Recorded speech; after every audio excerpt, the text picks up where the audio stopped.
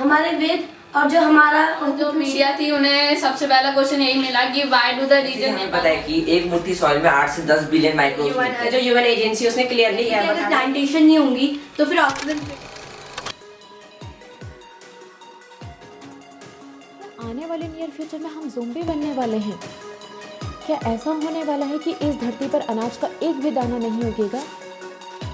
It means food crisis, worldwide crisis, it means world war.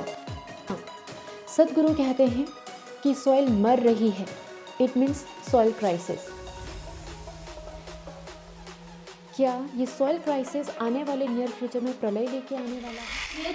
और जो हमारा उपनिषद है उनमें ही लिखा गया है कि हमारे धरती में मतलब हमारा जो संसार यूनिवर्स है उसमें 4 युग है जो कि ब्रह्मा जी ने बनाया है।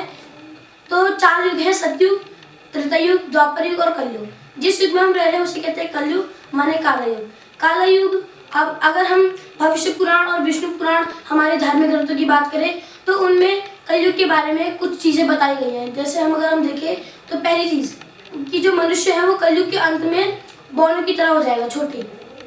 और दूसरी चीज़ है कि जो मनुष्य है वो सिर्फ 20 साल की उम्र तक जिएगा, 20 साल की उम्र तक जिएगा। और उसके बाद जो धरती में एसिड रेन होगी जिसके कारण जो पेड़ पौधे होंगे वो पिघलने लगेंगे और एक साथ 7 सूर्योदय होंगे, मतलब 7 सनराइजेस, जिसके कारण जो मिट्टी होगी वो हमारी सूख चुकी होगी और उसके कारण जो इंसान होगा उनको खाने को नहीं मिलेगा। धरती में एक भी अन्न का हमारा नेपाल था, एक बार वो जब सॉइल क्राइसिस से सफ़र कर रहा था तो उसे सबसे पहले सिंप्लीफाई किया गया था कि जो वो मार्केट से फैलेगा। और जो मीडिया थी उन्हें सबसे पहला क्वेश्चन यही मिला कि why do the region Nepal have the lowest productivity of food, कि ऐसा क्यों हो रहा था कि जो नेपाल था वो फूड प्रोडक्टिविटी में पीछे जा रहा था। तो इसका ट्रूथ ये है कि जो वहाँ के फार्मर्स थे, बड़े बड़े ज़मीन वाले, उन्होंने अपनी सॉइल की हेल्थ खो चुकी थी।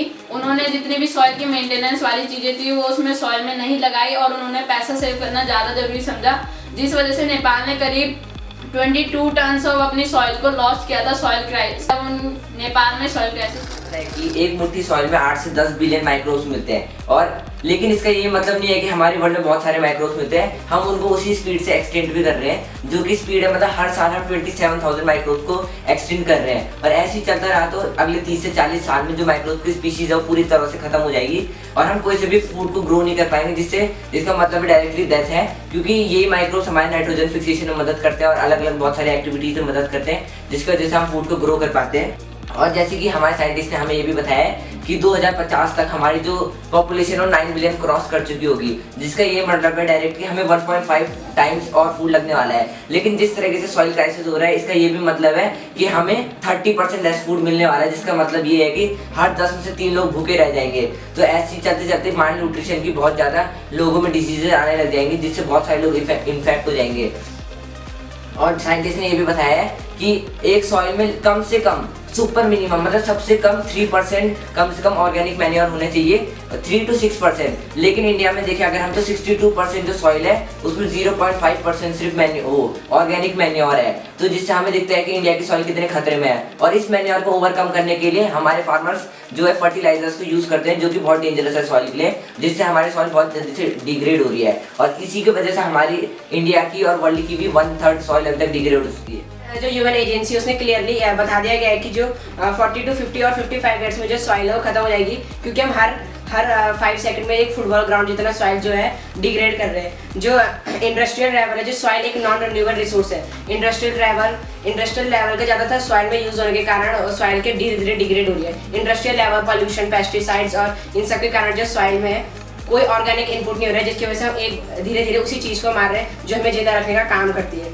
जो अगर हम इसके खिलाफ एक नेसेसरी या पूरा वर्ल्ड इसके खिलाफ एक नेसेसरी कोई भी आंदोलन चलाए, या तो इसको सिर्फ हम ज़्यादा से ज़्यादा मैक्सिमम 20 या 25 ईयर्स में रीजनरेट सॉइल को कम से कम 50 to 60% रीजनरेट कर सकते हैं। जो सॉइल इतना इंपॉर्टेंट इसलिए क्योंकि सॉइल एक बहुत बड़ा रिसाइकलिंग प्लांट है, वो हर डिकम्पोज चीज़ को मैन्योर में बदल देता है या ब्लैक गोल्ड में बदल देता है। सॉइल एक बहुत बड़ा CO2 रिजर्व है जो कि काफ़ी ग्लोबल वार्मिंग को सख्त कर देता है। सॉइल एक कंप्लीट इकोसिस्टम है और जितना उसे पानी चाहिए वो ज़्यादा लालची नहीं, जितना उसे पानी चाहिए वो रिटेन करते हैं और ग्राउंड वाटर में भेज देता है, ताकि जो नेक्स्ट अपकमिंग जनरेशन है उसके लिए सॉइल काम आए। इसी चीज़ के लिए सदगुरु ने एक प्रोटेस्ट चलाया था सेव सॉइल का, और कॉन्शियस मूवमेंट प्रोटेस्ट भी किया था, जिसके मार्च 2022 में क्या था कि 30,000 किलोमीटर का जो ये पूरा एक रोडवे था कि जो लंदन टू कावेरी बेसिन, जिसमें बताया अलग अलग पूरे वर्ल्ड लीडर से मिलेगा और रिफॉर्मर से मिलेगा इसको रिफॉर्म करने की।